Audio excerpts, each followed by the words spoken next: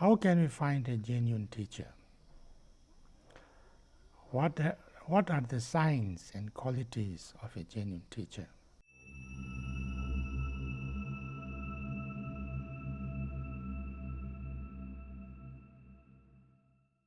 Well, there are many, many discussions in Buddhist literature how to examine a teacher. So therefore, you can,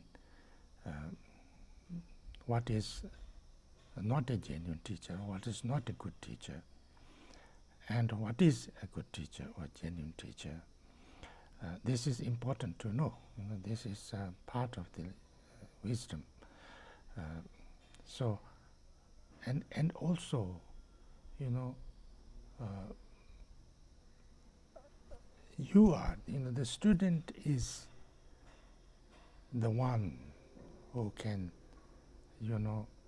who has to decide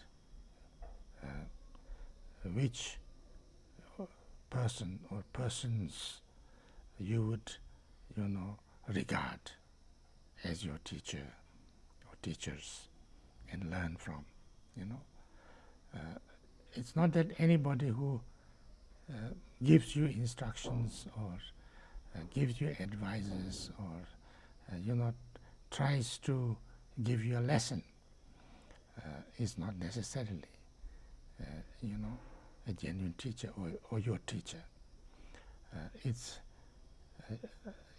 ourselves who has to accept the teacher. So therefore, we need to examine them. We need to, not just because somebody appointed you as your teacher, or because other people are going to that teacher, or this is never encouraged in Buddhism. In Buddhism, everybody is asked to examine themselves, and then only if they are, convinced that this is a good teacher, then you can take them or take him as your teacher. Now, what are the signs or the qualities of a good teacher? There are many discussions. It will take a long time to discuss all of them. There are pages and pages and pages on them, because it's regarded very important, because if you have the wrong teacher, you wouldn't learn. Sometimes you would learn the wrong way, and it would be more harmful than helpful. So in every sense, whatever you want to learn, you have to find the teacher. And the first thing is that he or she or they, whoever, has to know this subject very well. Whatever you want to learn, that the person has to be truly, studied and learned. That's the one who has who's really, studied and learned. Second is that this person is not only learned, but has a good heart, a compassionate heart. That this person really wishes to help, wants to help, wants to teach,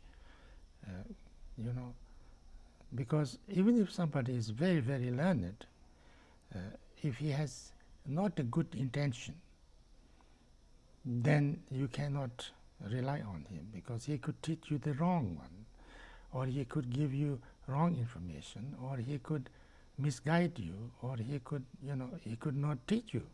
He just would do something to, to get through the day, or and give you nothing valuable, instructions. So therefore, he has to be compassionate.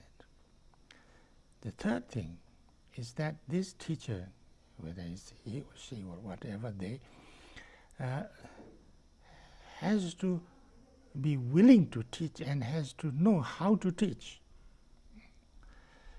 Even if this person knows the subject very well, has good intention, but if he cannot or she cannot communicate very well, he cannot have that ability to explain nicely or communicate in a proper way, then it can't be a good teacher. So therefore, these three, is the main qualities of a teacher: who knows the subject very well, who has compassion and good intentions, good person, good heart, and who has the ability or capacity to teach, to ability and capacity and patience also, to teach. So these three, I think, is okay. Thank you.